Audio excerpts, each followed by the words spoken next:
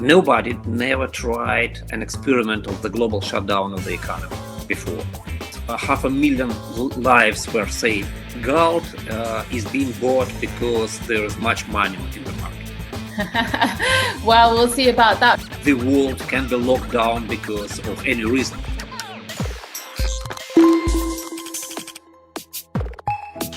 Welcome to the 11th episode of EXANTE Surfing the Curve series. In this week's episode, I will once again speak with Andrey Movchan, CEO of the Movchans Group and global economist. Last time I spoke with Andrey, he said that we were in store for a potential second lockdown due to the coronavirus. But what will he say now? I spoke to him this morning. Good morning. Thank you so much for agreeing to a second interview. The first one was really popular. I don't know if you saw it, but it's had over 1,500 views. So that's why I thought we'd get you on for a second one.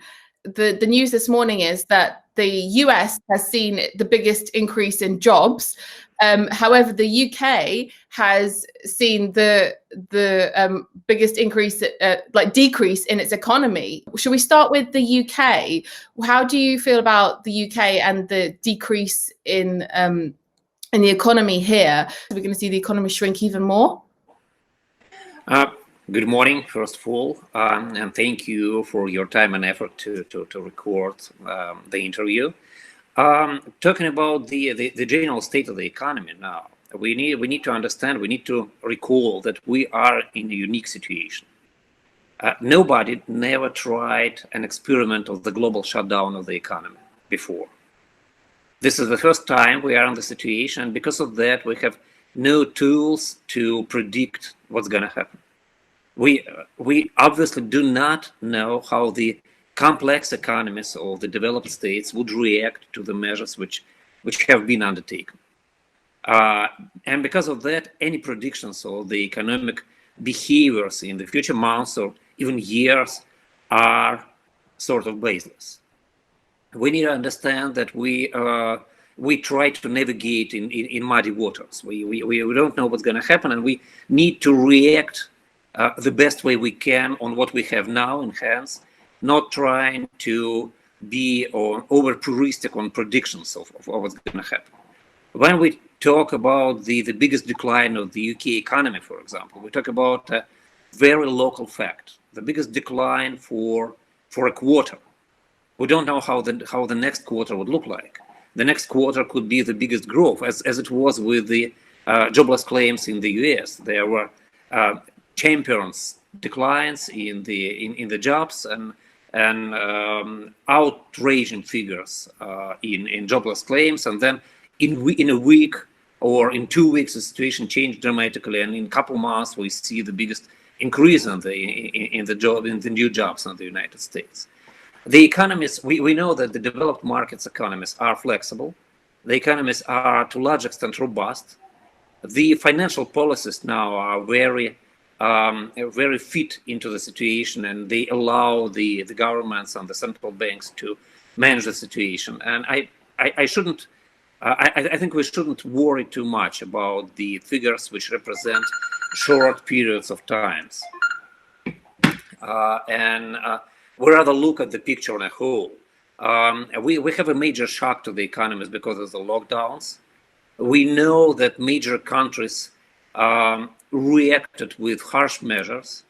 Somebody says they overreacted, somebody says they didn't overreact. The latest report in England said that almost 500,000 lives were saved because of the measures.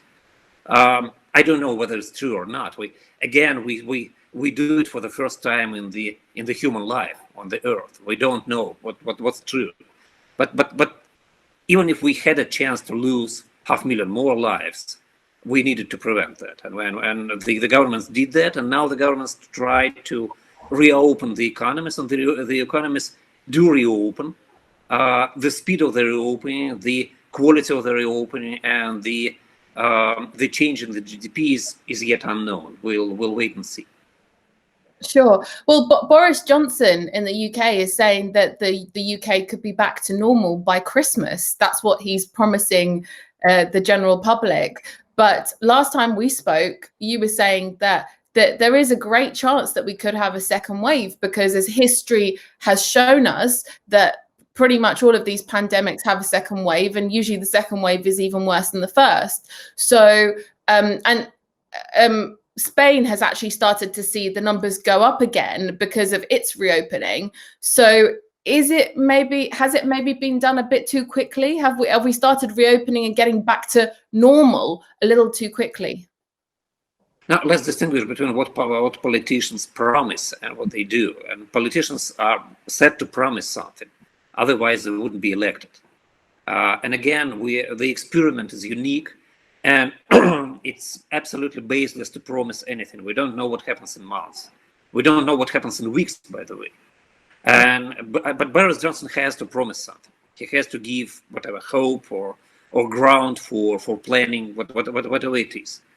And beyond that, the United Kingdom is open to certain countries, not to every country. And I'm now in Russia, and I have to fly to London approximately mid-August, and I will have to sit on a quarantine for 2 weeks.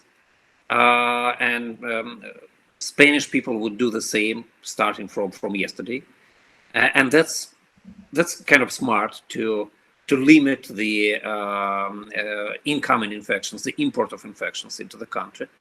Other things do not look that smart. For example, the schools would be open offline since 1st September in the United Kingdom, and it looks rather dangerous because the schoolboys and girls, they do not hold the social distance, and they cannot. Mm-hmm. They hug and they interact, and they don't wear masks, and they will spread the infection, if any, and they'll come home, and then they have older people at home. But we'll see what happens. Last time I said that most viral infections have second and the third waves. But the coronavirus is a unique infection. We don't know whether it follows the pattern or doesn't. We see that some countries have the second wave. Israel, for example, has the true second wave of infections. Belgium now starting to have the second wave. Germany is starting to have the second wave to a certain extent, and Catalonia, of course. In Russia, we observe a plateau for about 2.5 months. It's a very strange behavior of the virus, because none of the viruses show the plateaus in their life. They show waves. They come and go, and this virus in certain countries, it shows the steady state of the transmission of the infection, and it's unique. And because of that, we cannot say for sure that we will have the second wave. But then the probability is still there, and it's in a certain sense, it's a race between the virus and the scientists who try to produce vaccines, and Russians claim that they've produced the working vaccine already, and they will start vaccination in September. I wouldn't particularly trust that claim, and I wouldn't do that vaccination to myself or my family members, because there is still a large chance of side effects. But major producers now get themselves ready to produce the vaccine by the year end. And if they are produced by the year end, then Boris Johnson appears to be vaguely right. Well, we'll see about that, because the other thing that's been mentioned is that we might have a vaccine, but it might be so expensive that it's going to cost the NHS in the UK, or obviously in America they've got a private healthcare system. How are people going to be able to get hold of it if it's so expensive? Now, certain countries, as much as I know, certain countries are preparing to declare the vaccine the global value, which means the countries will have the obligation to provide the vaccination to people. Okay. And by the way, if they do that, the intellectual property would be waived. It would mean that anybody can produce a vaccine once it's on the market, which, as a member of the society, I think it's great. It's a good move. I don't know whether it's going to be done in all the countries. Maybe in certain countries, maybe nowhere. But then many companies are now preparing themselves to produce billions of doses. And whenever you produce something in billions of doses, it cannot be very expensive, because otherwise you wouldn't be able to sell it. Sure. And I guess whoever comes up with the vaccine anyway that works will still see their share price increase because they would have been the ones to come up with it. So regardless of whether anyone else can produce it afterwards. In some sense, because we know that rumors come first, and the prices of shares of these companies would grow before we know that they produced the vaccine. And then on the news, they can stop or even go down because people start to get profit out of the transaction. And then we should understand that the vaccine against the coronavirus is a drug which we need for about 6 to 12 months only. And then if it doesn't become a seasonal flu, so to a certain extent, we won't need it anymore, at least in such quantities. And because of that, the value of that would deteriorate very quickly. Of course. And last time we spoke, Andrey, we were talking about how with previous pandemics, I think you said something in the 1960s, they shut down kind of more regional cities. And that's what's happened in the UK recently. Leicester was shut down, exclusively because they saw the numbers going up there. Could that happen? Because I know that Belgium are actually going to start lockdown again this week. Could that happen country by country specifically without, the whole of the world being affected again? No, well, generally it happened on a country by country basis a few months before. The problem was that the transmission because of the international flights was too heavy, and countries going on lockdown managed to transmit the virus out before they locked their passenger transportation lines. And now we have a dramatic decrease in the passenger transportation lines. We have the preventive measures in the airports, we have the quarantines, and now it should work better. And because of that, I assume, I don't know, and again, coming back to the very start, we know nothing about these pandemics, and we know nothing about the long-term and short-term effects of the measures generally, because we have no experience. But I can assume that in current circumstances, the local measures would be much more efficient than they were before. That's really interesting. And you mentioned obviously the airlines, because international travel was what spread the virus in the first place. They've had a big hit, even though flights are back up and running. It looks like a lot of airlines won't even survive because they're having to really reduce the cost of flying to kind of build people's confidence in it. And now with Spain, obviously, Spanish people having to quarantine when they come back into the UK, a lot of British people are cancelling their holidays to Spain. Do you think what industries, we discussed this last time a bit as well, but has the change on the different industries developed? What industries are going to be most affected by the kind of post-COVID fallout? Because I guess we're in that stage at the moment until we know whether there is going to be a second wave. I know gold has really, the price of gold has shot up, as people are looking for that safe haven. But can you see any other trends in the industries at the moment? Now, let me start with gold, because it's a very quick observation. Gold is growing not because people are looking for the safe haven. Otherwise, people would have bought a dollar, right? And they don't. The dollar is becoming cheaper and cheaper. It means people are investing in the markets. Gold is being bought because there is much money in the market.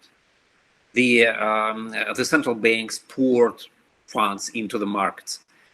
They intended to substitute money which stopped because of the lockdown, but then you need to do something with the stopped money as well. And if you substituted the money in the economy, you have spare money. And what you do with spare money? You put them in the financial markets.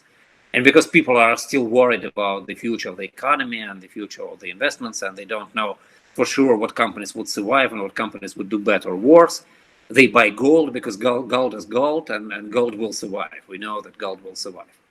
It can lose part of its price, specifically now, because gold now is very expensive, but it will survive, unlike most of airlines, for example.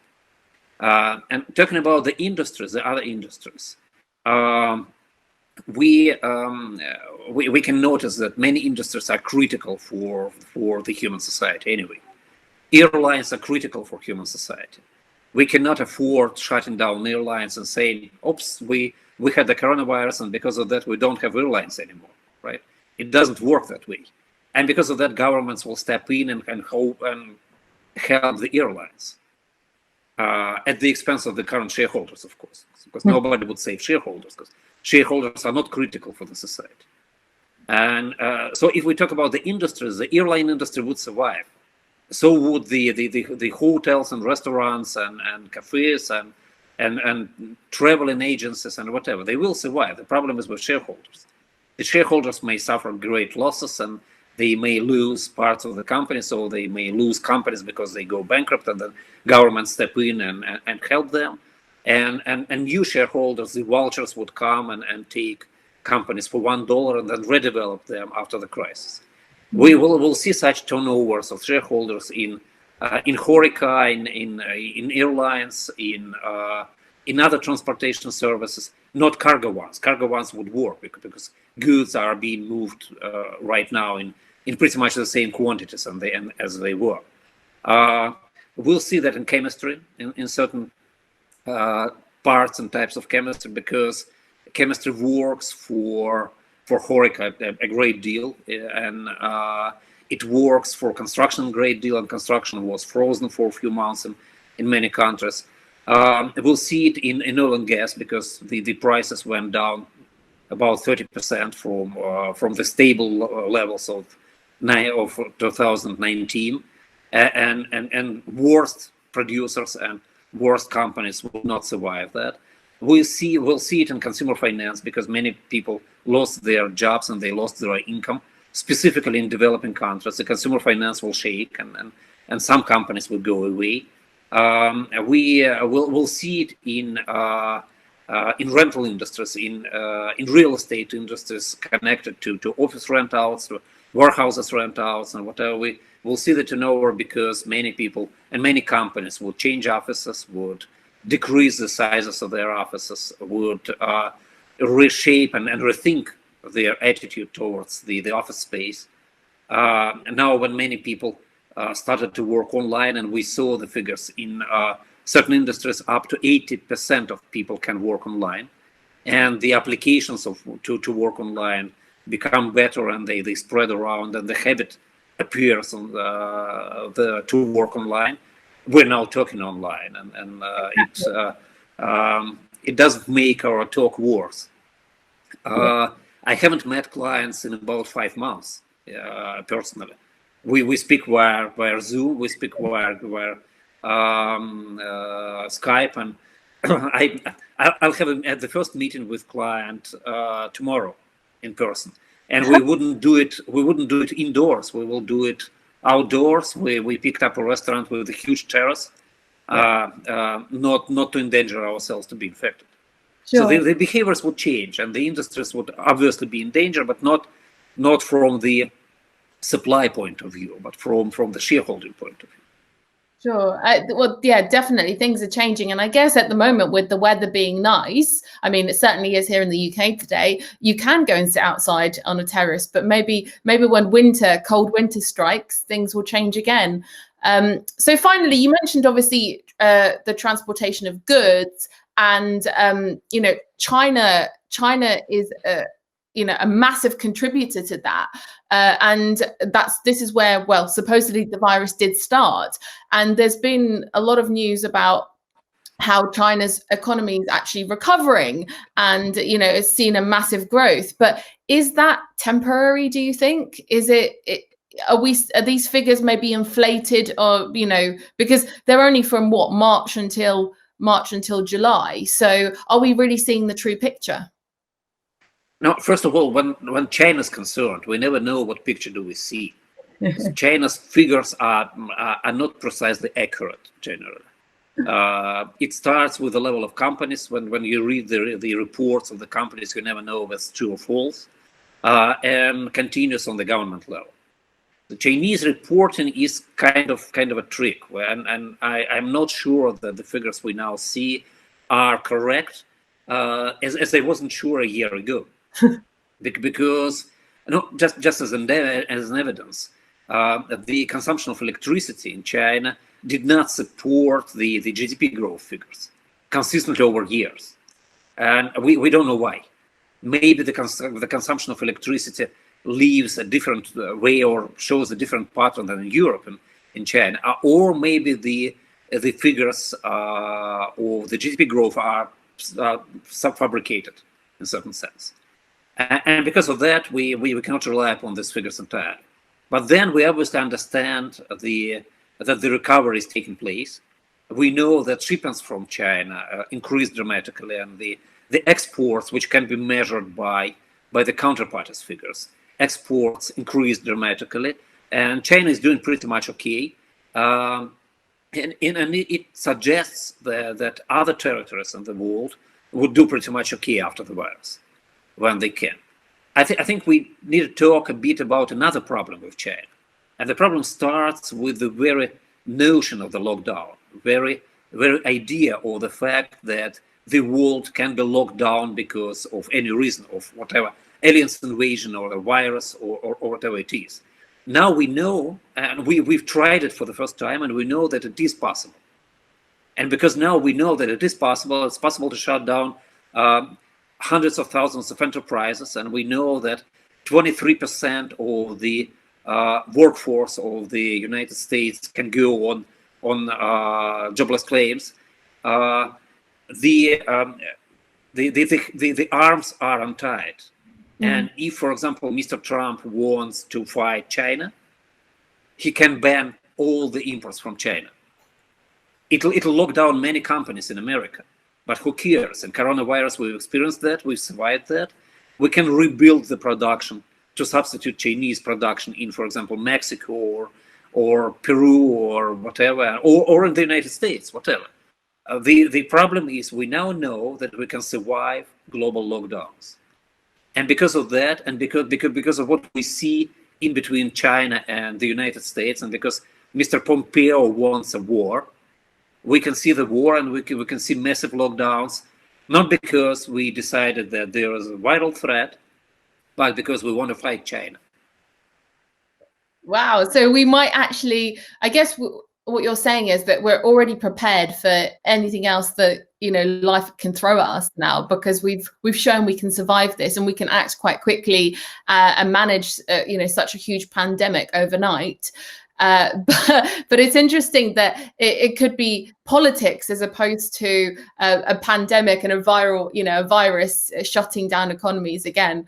Yeah, I guess hopefully Mr. Trump won't be in power for much longer. We'll know come November. But and I don't know what you think about that, but I think last time we spoke, you said that there was very little chance that he would be, because history shows that when the economy is not doing well, that the president isn't re-elected. And I guess America is still struggling. I know obviously the number of jobs has gone up, but it is still struggling. No, well, history also shows that history doesn't teach us anything. And we now have the lockdowns for the first time in the human history, and we can have the American president re-elected upon the recession for the first time in the history.